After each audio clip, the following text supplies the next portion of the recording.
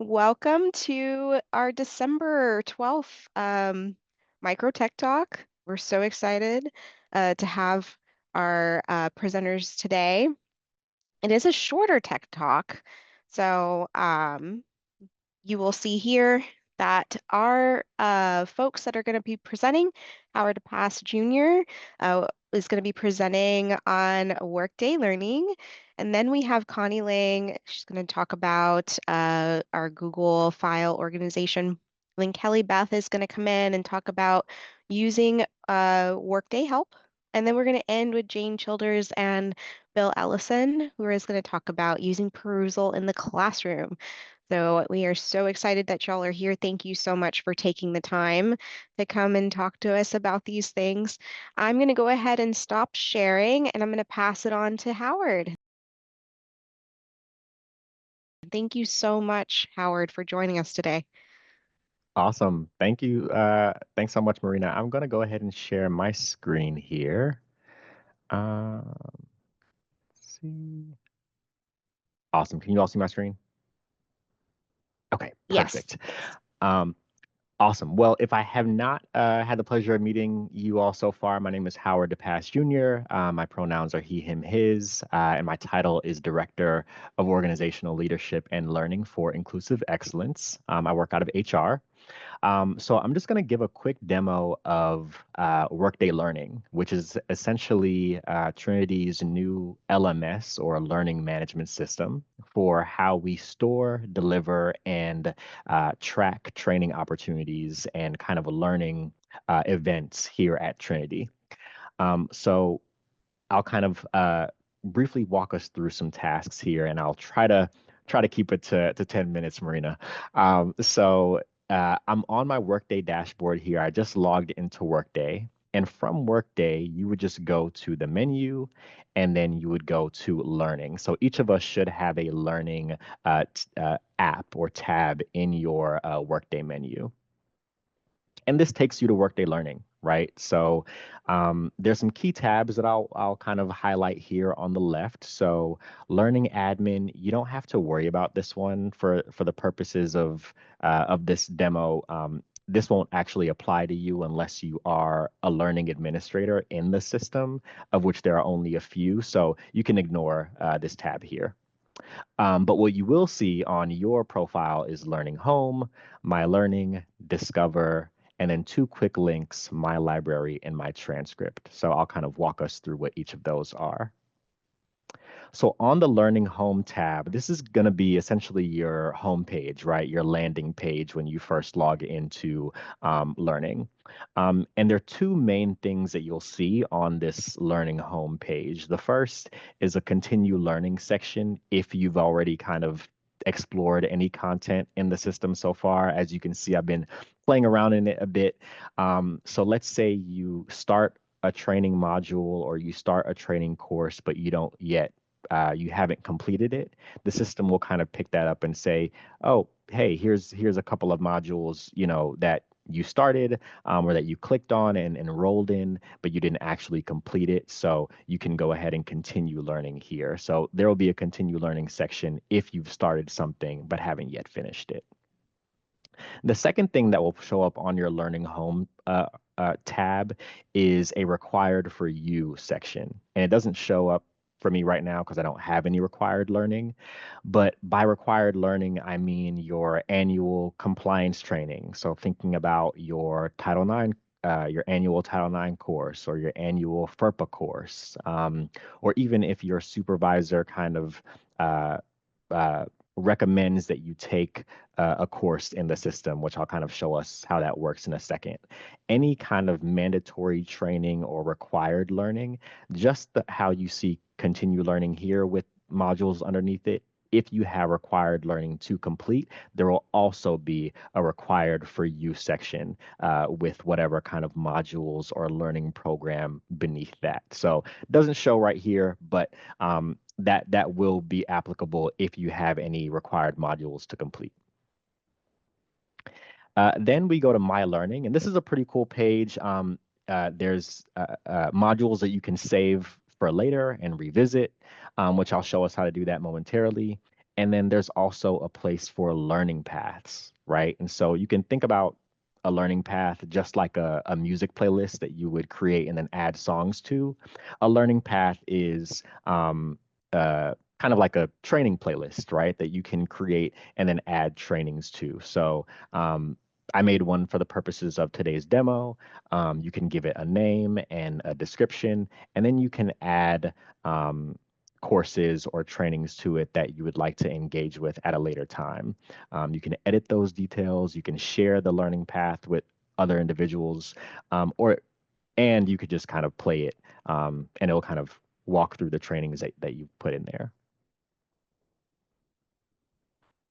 Then we have the Discover tab, and so you can browse the learning catalog, which I'll show us how that works in just a moment.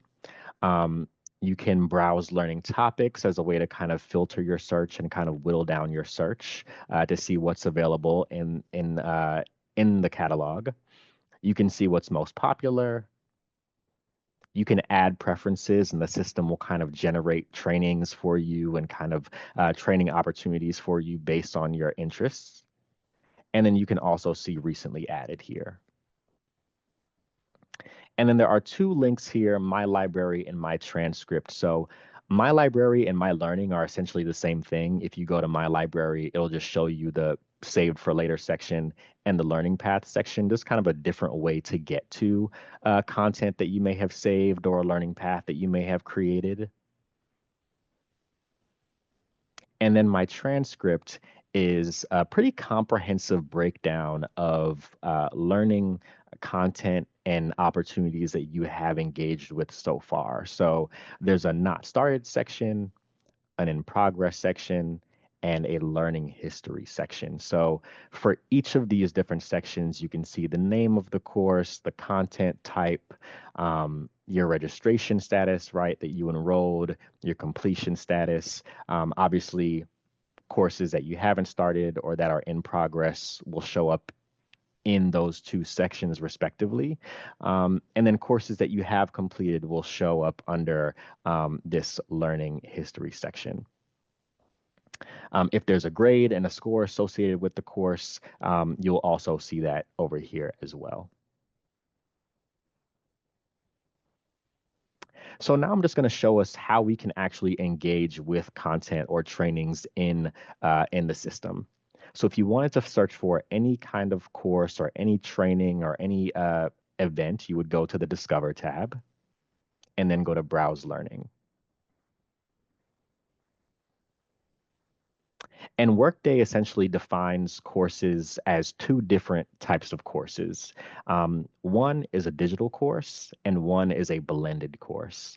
So a digital course is, think about a digital course as something that's on demand, right? It's a compliance training. It's a LinkedIn Learning module, right? It's something that's totally on demand, on your own time. You can check in and out of it as you'd like. There's no kind of live instructor element to it, right? It's totally come and go as you please. That's a digital course.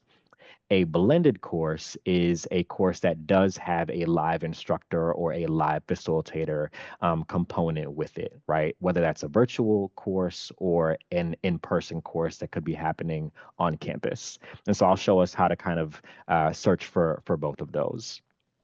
So if you know the name of the content or the name of the training that you're looking for, you can just type it into the search bar. So let's say I wanted to look for a course on communication. I could just put that in and then go to search. And it will generate modules that align with what I've searched for. It's also worth noting that in Learning, we have an integration with LinkedIn Learning. So what that means is that all the thousands of courses in LinkedIn Learning, you can now access them through Workday, which is pretty cool. You can still go to the LinkedIn Learning website and access courses like that, but you don't have to. You can now just access any LinkedIn Learning course from your Workday profile, which is pretty cool. So if I wanted a communication training, I could search for it this way, or I could also scroll down here and go to topic as another way to kind of search for what's in the system. And I can also search for communication by just checking the box and then looking at the courses that are provided. So let's say I wanted to enroll in this course here, Active Listening, The Secret to Effective Communication. I would click on it, and I could see that there's obviously the title, a description, and then I have the opportunity to enroll. I can see that it's a LinkedIn Learning course, how long it is. So if I go to enroll, again, it'll show me the title and description. I can hit submit. And then if I want to start the content, I can. And it just gives a notice that says, hey, this LinkedIn Learning content will open in a new tab, right? So if I were to go to launch content, it would then open a new tab with the LinkedIn Learning module. I would take it. And then once I X out of that tab, my Workday Learning transcript would then register that I've completed the course. Let's say I wanted to save this course and revisit it at a later time, I would just go to save. And this is where if I clicked on saved for later, or if I added it to this learning path, that's where it would show up on the tab that I showed earlier on My Learning or My Library. Um, and then if you are a manager and you want to enroll your team in a course, right, you can go to Enroll My Team.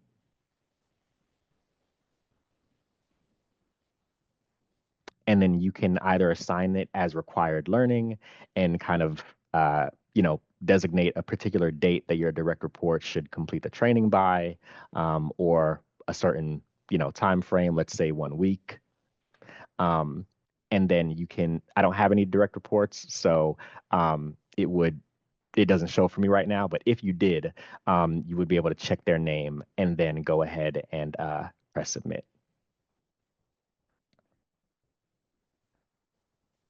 And then let's say you wanted to drop the course, right? You started a course or you enrolled, but you're like, actually, I don't want to take it anymore. I want to drop the course. You can hit drop. You can just put a reason, no longer interested, and hit OK, and then hit submit.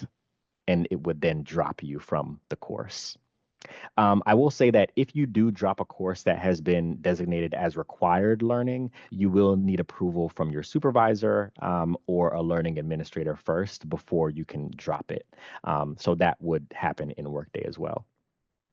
So the last thing I'll show is how to register for a blended course. And again, that's a course that has an live instructor element, right?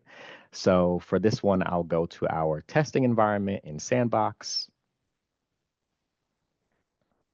I'll go back to Discover, Browse Learning. And again, if I know of the event happening on campus or I know of the training opportunity, I can search for it, or I can go down here and I can go to Type and go to Blended Course. And for the purposes of this demo, I just created an example training here, Trinity in-person example training. And I can see some description of the course. I can see the contacts. But unlike the LinkedIn Learning module, this says select offering, right? So this is where you can go and select, you can see when the course is happening, right? The date, the time, you could see it's happening in person, how many seats are available. And if I go to select and hit OK, I can see additional details. Oh, this course is happening on December 31st from 10 to 11 in the Fiesta room, right? So I would go to submit. And if I went to start course, it would say attend this in-person classroom on the date scheduled below, right? And again, this is just an example. Clearly, we would not host a training or an event on New Year's Eve in the Fiesta room. So that's how you can kind of schedule or register for an in-person opportunity on campus there. And if we wanted to do that for a virtual opportunity, like say a MicroTech Talk, it would be done the same way. And I'll just show that really briefly. Again, I would go to Type, Blended, select offering. And here I can see that there's two choices I can choose from, right? Let's say this course is happening twice, once on a Thursday, once on a Friday, and it's virtual. I can go to select offering, I can hit OK. I can see it's a virtual classroom, and I can go to submit. And then if I go to start course, I'll see that there are kind of virtual information or kind of the classroom link or the Zoom password that I can then use for the purposes of enrolling. So if you are a facilitator or if you're running an event on campus and you'd like for us to store that in Workday Learning, please do let us know. You can email us at learning@trinity.edu. And then if you have any questions about how to use the platform, you can always visit the Help Center and go to Workday Learning. And then there are some helpful Workday help articles here. Thank you so much, Marina, for dropping that email address into the chat. So that is about it. I know I went over time a little bit. I'm sorry. But that is kind of all of the kind of key functions I wanted to demonstrate for us today. That was wonderful. Thank you so much. I do have a question. This is not live yet, right? This is live actually. So Oh, okay. yeah, so if you're kind of, in Workday, again, you should see the learning tab or app here. But yeah, it's totally live. So that's another way folks can kind of, just begin to kind of explore and play with it a bit. So yeah, totally live and available to use. Awesome. Okay. Well, yeah, everybody go in there and poke around. I see Yeah. Kelly unmuted. Do you have a question, Kelly? No, other than I logged into Workday and was following you, Howard, as you were working through it. And I really like the section where you can enroll your team. So definitely going to use the browsing feature and try and find some good, training to see if it's something that my team would be interested in. So thank you very much. Yes, of Hmm. course. Thank you. And yeah, if you have any kind of questions or recommendations or something like that, let me know and we can kind of talk through that and work through that together. So thanks for bringing that up, Kelly. You bet. I appreciate it. Thanks. Yep. Hmm. All right. Well, thank you so much, Howard. This was awesome. Thank you. Thank you.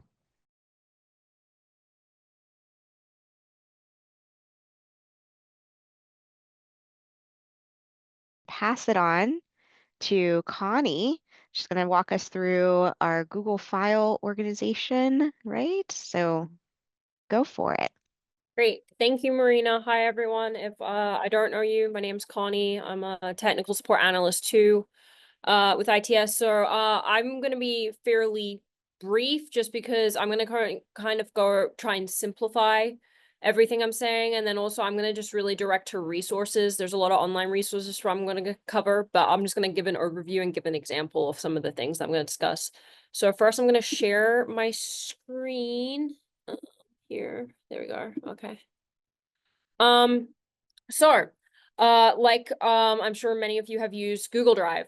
We are an institution that uses Gmail as our primary email. And so automatically through that, you have access to the Google Suite. One of those main kind of aspects is Google Drive, a location for you to store files, to create files, to share files. As a student, I know this was super essential. I had actually never used the Google Suite before being a student at Trinity.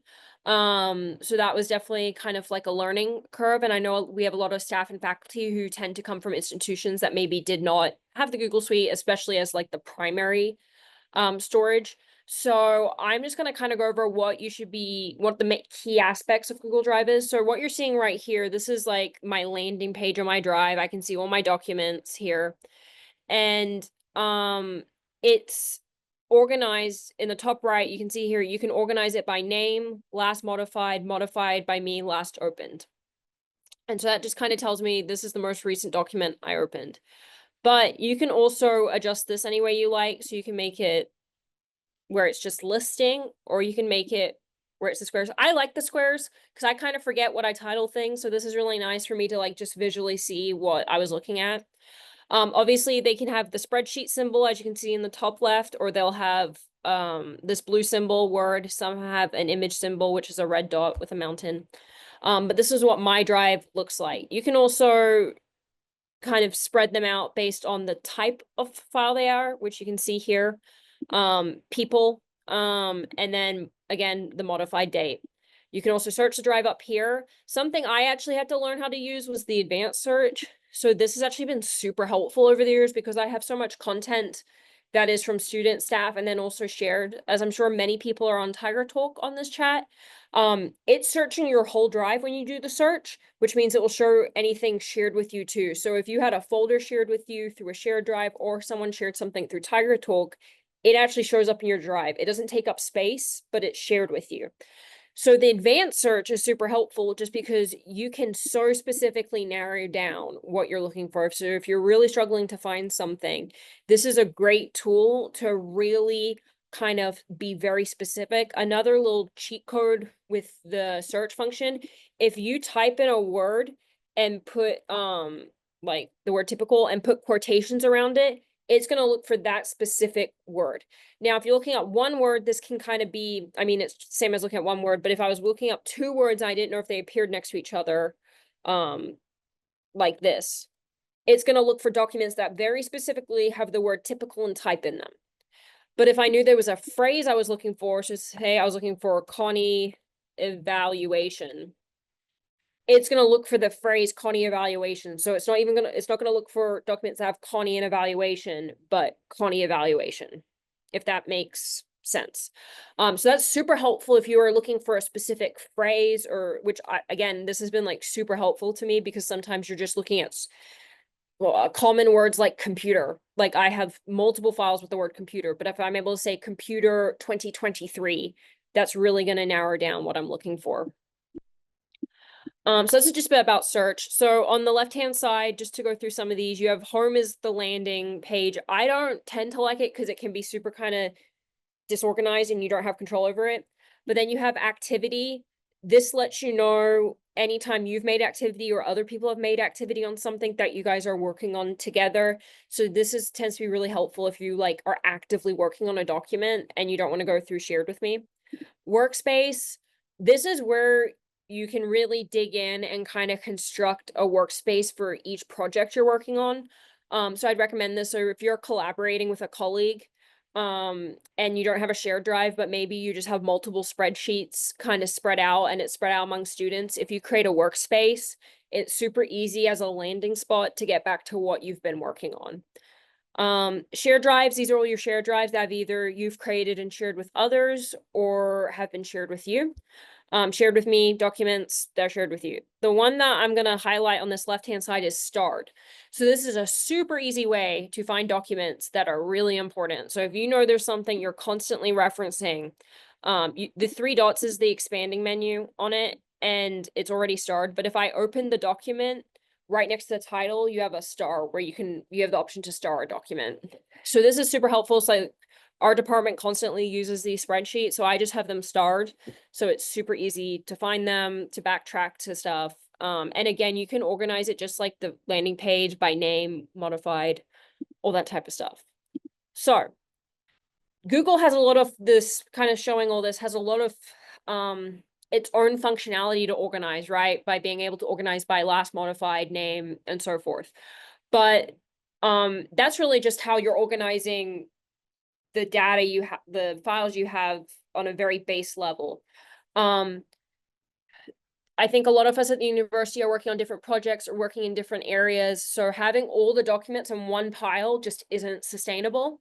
As you can see, I have no folders, which I did because I wanted to make a really good example of how to make a folder. So all my files are literally just in this one place. There is no organization amongst them that I personally have made. So the best way to do this is to create a folder. So to create a folder, you click right under Google Drive, you're going to see new. You have a couple options here. You can, if you have a folder on your personal desktop that is ready to go, you can just upload that folder as is. You do not have to like sit there and do each individual file. You can just upload the folder. Super easy. It's just like file upload. But if you don't have that folder created and you wanted to create a new one, I would just click new folder. I'm going to call it test. And there it is.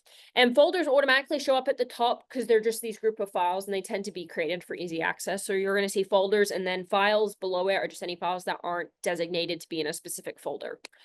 So to put something in your folder, you do have the option to do to click the 3 dots, and then you can do organize to move.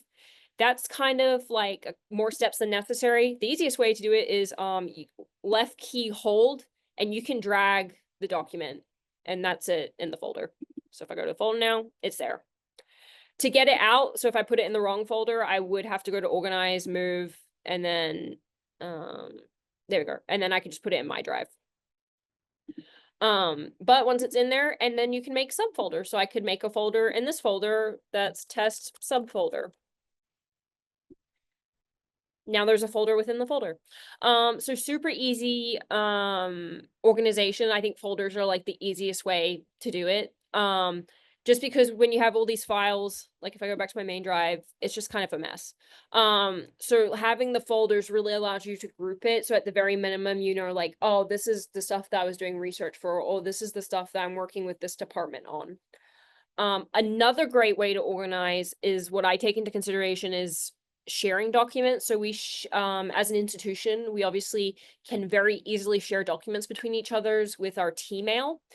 I could share just this one document with someone. We're just working on the one document. But if you know you're working on a long project, or you know there's multiple documents being shared, I'll say what the kind of easiest one to do is, and then the main easiest one. So first you could create a folder. You could create a folder in your drive, just like the one I made, and just click those 3 dots and share. You can share by sharing it with a specific individual, or you can copy the link. The link, someone just needs that link to be able to access it. So it's not the most secure thing in the world. The share option really allows you to be like, I want to share it with this person. I want to share it with this Google group. So very helpful if you're maybe the organizer of a club on campus. And also because you can select the role. So I'm the owner, so I'm not going to change the role. But if I wanted to share it with Marina, I can make her a viewer, which means she can just view what's in there. Commenter, she's allowed to comment, or edit, she can edit. I can also add an expiration. So you can add a date that someone is supposed to have access to, and then it shut off. This is, I'm pretty sure, a fairly newish feature, or they did a revamp of it. So that's actually super helpful. So if you know you just want someone to have access to a folder for a month, you can then cut it off afterwards. I can include a message. I can notify or not notify Marina. Usually you're wanting to notify the person. I can still copy the link here. Additionally, Google has, like, the one thing that I think is really helpful they do is just there's constant question marks on things, or icons, and that's support. So that will take you to help articles, all that type of stuff. So I highly recommend, if you're in the middle of doing something and are not sure, that's your easiest, quickest way to get the information you probably need. So that's a really great way, sharing a folder for my drive. But I would say the next level up in terms of if you really want to kind of be organized and share in one specific spot is a shared drive. A shared drive has one owner, so it's whoever creates the shared drive. And it is separate from your drive. Even though you own it and it's your documents, it does not live inside your, like, my drive. Let me see if I have a good example here. ITS staff. So as you can briefly see, we have a bunch of folders and documents in here. So this is just a drive that we actually don't use this anymore. This was pre-COVID. But folders, all that type of stuff. I know when I was a student, like you can see there's like a French cinema one. I still have my independent study on here. These are super helpful in classes, I've found. So I've had my capstone 2020. Definitely using it in classes is super helpful. I would say from a student perspective. So because Google Suite is so integrated and collaborative with the way our email's set up, share drives are really helpful as a class to be able to basically create documents and see if you're wanting the students to comment and see each other's work or share readings. They can be a super helpful way. Obviously, a lot of that's built out in Canvas with the sharing the articles, but this can be a really great way to have the students collaborate. And so basically, you as the owner of the drive can add people. You can actually give them access to very specific folders within the shared drive, which can be helpful because if, like, say they're in teams or something like that, you can really get in there and kind of set up what access you want them to have. So share drive, if you're doing like a class, a long-term class project or a long-term project on campus, it can just be a really great place to have one single consolidated repository for all the documents. And also everyone can put their documents in there. And it's, again, it's not messing it up with your own files that you may be working on in my drive. It's really, you can just know, oh, if I go to the drive for this class I'm teaching this semester, everything for that class is in that drive. So that can just be a really great organization tool and collaboration tool. I think that's the main things I wanted to cover. The last thing I'm going to mention, because I'm hopefully still okay on time, I just want to mention this, going back to Google's resources. I am constantly in IT Googling things. There's a lot of things I don't know, a lot of issues people bring us that are just like fun little challenges. And so Google is, or any web browser is your friend, Firefox, Bing. And so Google Drive Help has a ton of information. So this was the first result. I literally was trying to figure out what to show for this presentation because Marina and me were talking about, you know, what to show to give examples for stuff. And I just thought, well, what would I really find if I just, like, say I knew nothing about Google Drive and wanted to learn how to organize my drive. This was the first article to come up, organize your files in Google Drive. So this article talks a lot about what I just covered, but they also talk about color coding folders and just kind of, again, there's step by steps. So after I finish talking, I will add this link to the chat. But if you're interested in organizing your Google Drive, this article will give you the steps, again, of what I've kind of talked about, but also kind of give you some additional tips. And I found out stuff I didn't know, and I've used Google Drive since 2016. So I think they're constantly changing it, constantly updating it, for good and bad. But can just be a really helpful way to organize your information so it's super accessible and super easy for you to just find what you're needing. And I think I'm done. I think I'm done, Marina. Awesome. Thank you, Connie.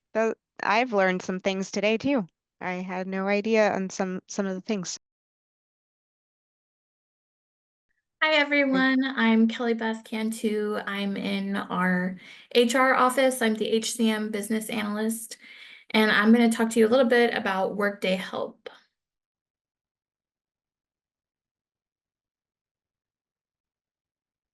There we go. So what is Workday Help? It is a comprehensive knowledge management solution, meaning when you're in Workday and you're not sure what to do, there's several different resources that you can use to help you figure out what to do, or, you know, submit a help ticket and we can help you figure out what the issue might be.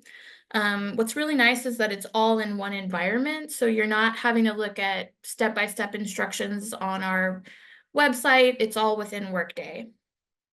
So there's really three components to all of this. There's Workday Help articles, and those are step-by-step instructions on how to do different tasks within Workday. Right now we have help articles within HR, finance, like business office processes, and then for the strategic sourcing with risk management that recently went live. In the spring of 2025, you'll see more articles as SIS will be moving over to Workday. So there will be more student-centered articles, you know, how to register for a course, different things like that. So the articles will only expand as we expand what we're using for Workday.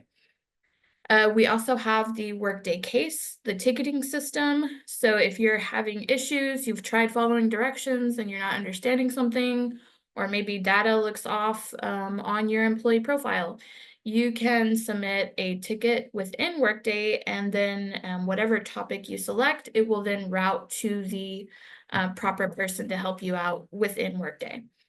And then lastly, we have Workday Assistant. This is really a Workday delivered chatbot. So let's say you log in and you just have no idea what to do, where to go. You can type in some words that you might have an idea of, and the chatbot can really help you in navigating where you might need to go or what resources are available to you. So I will go ahead and demonstrate that. I'm currently logged in as John Doe. So everyone has this within their Workday account when they log in. If you go to the global navigation menu here on the left-hand corner, you'll see that there is an app called Help. So this is our Help Center where all of our Workday articles, help articles are. So you can click on it, and then you have, it's taking a minute to load here, then you have these step-by-step instructions on what to do. Let's say you had someone in your office ask you a question and you were going to help them out. You have, if you click on these three little dots here, we call this related actions. If you click on the related actions button, you can copy the article link and you could send that to that employee to help them out in the event that you found an answer to one of their questions. And so when they click on that link, it would take them to this article. So we have just different topics on the left-hand side. And then, so like if I'm within absence, there are 6 articles and it shows you all of those. You can also use the search bar, and I'll just use absence as the example. If I type that in at the top, it will show me the task and reports related to that word, but it also has a section for articles themselves. So if you forget where to go, if you forget to go to that help center, you can also have the search bar kind of help you get to where you might need some instructions. And so it'll look the same where there's that. If you click on it, it's going to pop up that help article as well. So that's really the help center. But let's say that I, read through the steps, I tried, but something's just not working out, or maybe my absence balance looked off. You have the ability within the help center to create a case to get a support from a specialist. So if I create a case, obviously anytime in Workday you see a red asterisk mark, that's going to mean that it's a required field. It's going to ask you to select the case type. And remember, this is combining HR, finance, and the strategic sourcing for risk management. So there's going to be all of these options in the drop-down menu. You can select what you think is most relevant for your issue. And if you're really not sure, we do have kind of catch-alls for general HR if you think it's an HR issue, or finance other. And then we'll take it from there if the case type would need to change. I'll go ahead and just select absence for now. And so you do have to provide a title similar to sending an email to HR, it's just now it would be through Workday. Absence balance issue. And then you can provide details of what the issue might be. It is helpful if you provide a screenshot to us that can help us troubleshoot. So you have the ability to attach a file within your ticket. Just put test. And so then you can see that your case is created. If John were to go back to the help center, he'll see his case on the right-hand side. And so this is where any communication would be happening. You could see who was assigned, and then, you could message each other back and forth. Maybe somebody in HR has a question for John. So he'll be able to see that in this space in order to help get that ticket resolved. So that is our case ticketing system. And then there's also the Workday Assistant. So let's say it's John's first day and he wants to know about his absence balance. This little circle up here on the right-hand side, not too far from your inbox and your notifications, is this chatbot that can help you, find where you might need to go. So if he types in absence, the chatbot's going to give him different options. So it could take you right to view your time off balance, and it takes you to that. Sometimes it will take you to a particular task, or it will just show you the general information within the chatbot. There is some flexibility there. I need more help. And so it'll just kind of ask you further questions to understand, you know, what you might need help with.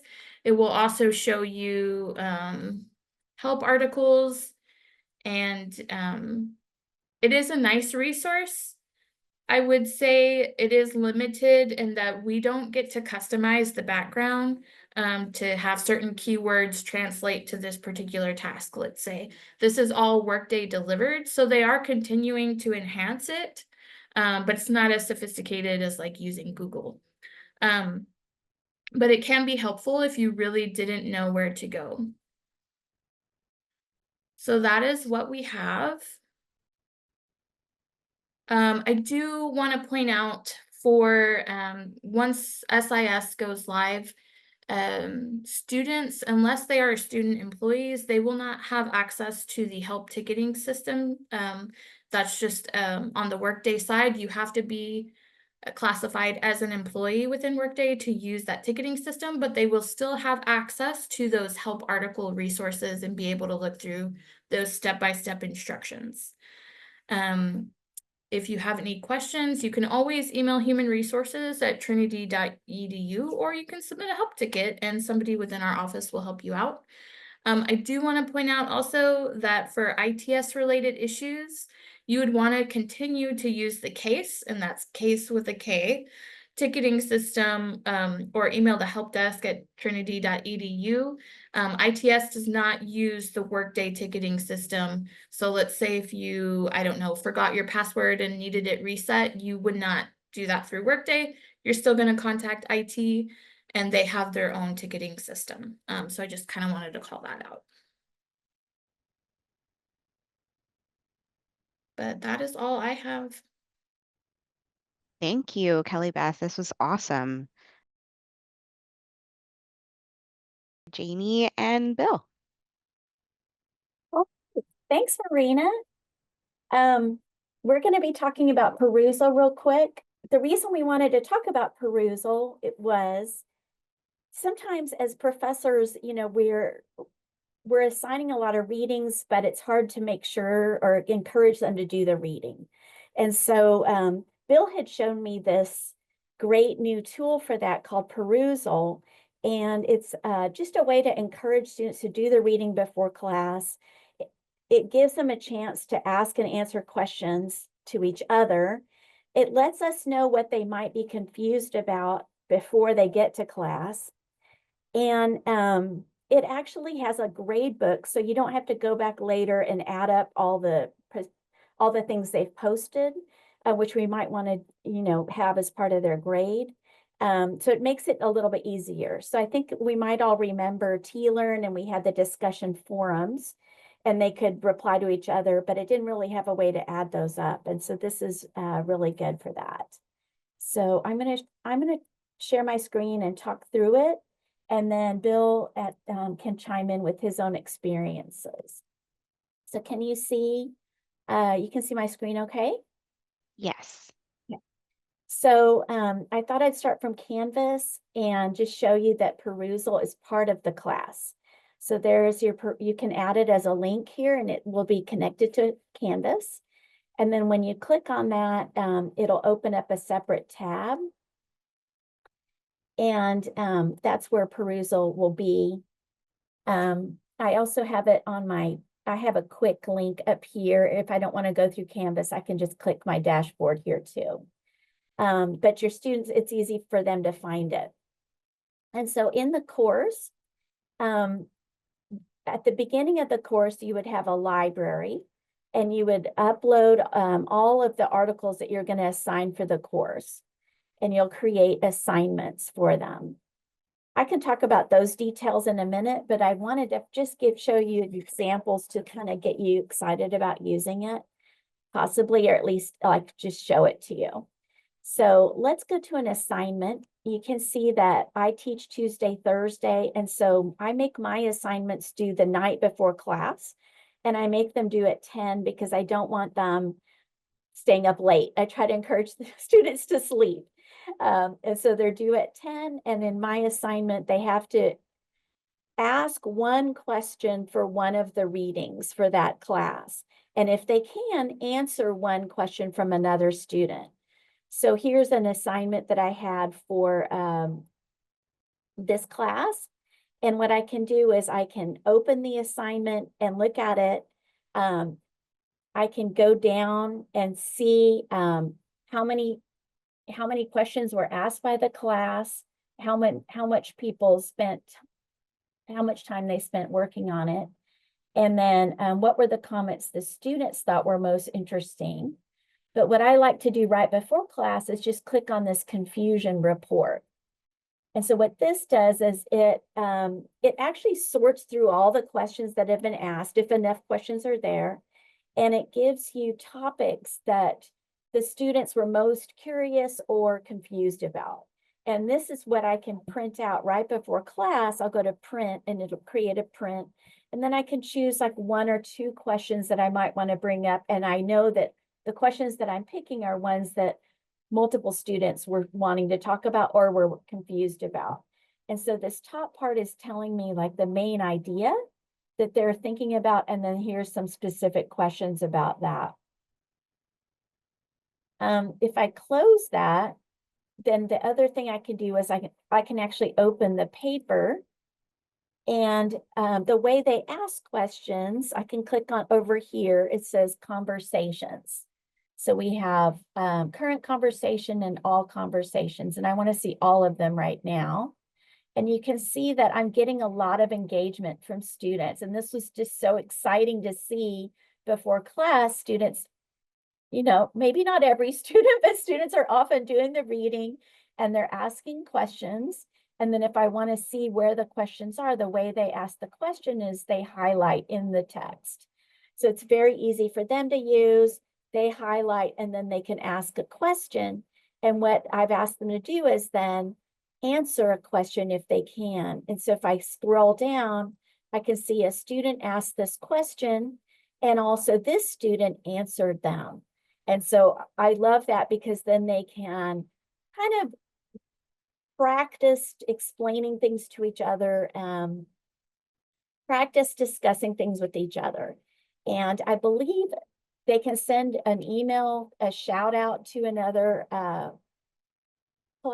classmate that you can mention them by typing the @ sign and they'll get an email. Anyway, it's a good way of seeing before class what they're confused about and also that they've done the reading. The other thing I like is that at the end of the course, I can click on gradebook. And I don't want to show this for very long for FERPA reasons, but oh good, it's not showing very much. It just shows their name. And then what it's going to do is it's going to give them a 1 whenever they post it. And what I can do is look at the end of the class, it adds it up for me. And that way I don't have to try to figure out how many they posted. It's doing all that work for me. So it's just a really fun tool. To set it up, it's not hard. As I said, you can add it to Canvas easily. Before the semester starts, I upload all my articles here. They're easy to upload. So I just clicked on library, and then this is on add content is what's open. And you can see I can add, mostly I'm adding articles. So I can add a document. I can upload it from my device. Or I could even add something else. I could add, a video. I could, if I go back to assignments, add assignment. It's a standard oh, I was in library. Okay, sorry. Go back to library, add content. I was just going to show you, I can add an article just like it'd be common, or I could add a website. I could add a video if I wanted them to watch a TED Talk. I could add a link or something like that. So once I have all the articles in there, now I can create an assignment. And again, I would add a new assignment and it'll walk you through it. Mine are usually standard. And so I would name it, I usually name it, you know, what the topic is. Here's a topic about the Bayaka group in Africa. And then I give it a deadline. So it has a calendar here so I can make it, you know, the deadline, the day. As I said, I usually make it 10 p.m. And then as I go through the different steps, it'll let me link the assignment to that. So if I go next step, now I can assign that article. Let's say it's this one. And I can even decide if I'm going to assign the whole thing or just maybe I just want them to read the first 5 pages and I can just assign that. So it lets me type in instructions to them if I want to. You can assign it to some students or to specific groups of students. I don't ever make things optional or extra credit myself. And then there's a way to do scoring. So it will actually score questions as really good. It'll give them a 3 or less good. I don't really care what the AI thinks about their questions. So I just make all the scoring 1. It's a completion. Were they engaged using Perusall? Did they post something? And then I would click OK. And it would have set that assignment there. So anyway, that's how I use it. Of course, it has also links over here with the library. We can do the assignments on this side. That's how I use it. Bill? If I just want to chime in real quick. I set up my class with Perusall just as Janie does, but you don't have to use it as Janie's talking about it. It's pretty flexible. So a couple of things that I do that are a little bit different from what Janie does is I set up the assignments and I have the due dates and everything, but I let them know they are welcome to comment and ask questions on papers at any point during the semester, because I want to encourage them to go back to old material and think differently about them based on what we talk about later in the class. So, you know, I'm very loose with deadlines and I don't tell them to comment on everything or have at least one question, because I guess I think that sometimes like a certain article might really resonate with a student and they want to do a lot of commenting on that one, but other articles might be pretty boring to them, or they may not have time or know what to say. So I add all of them up at the end of the semester. And I also don't use the AI, but you can also download from Perusall a student by student kind of mass of all the comments they've made on all the articles.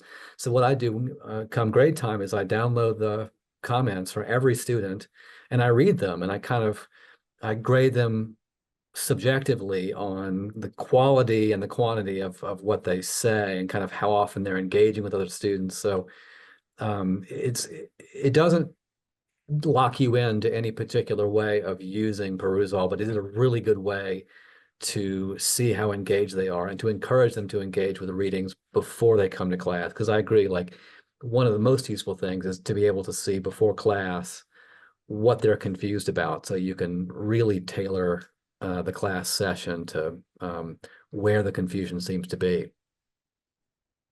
So, Any questions?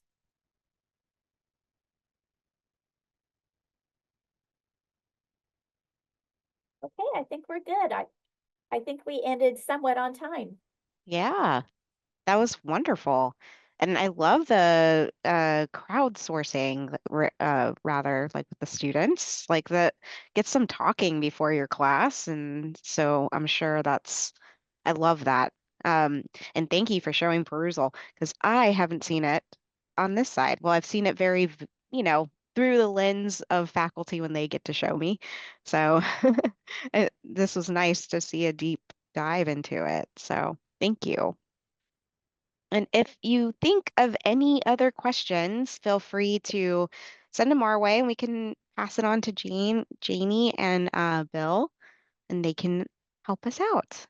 If you want to add to this discussion, if you're curious about joining a MicroTech Talk in the spring, feel free to write myself or Martha on your topic. And actually, that's what Janie and Bill did.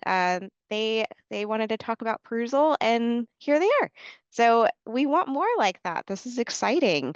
So feel free to reach out to us if you have a topic or technology that you use with your class or in the workplace with coworkers. We'd love to learn what you're using.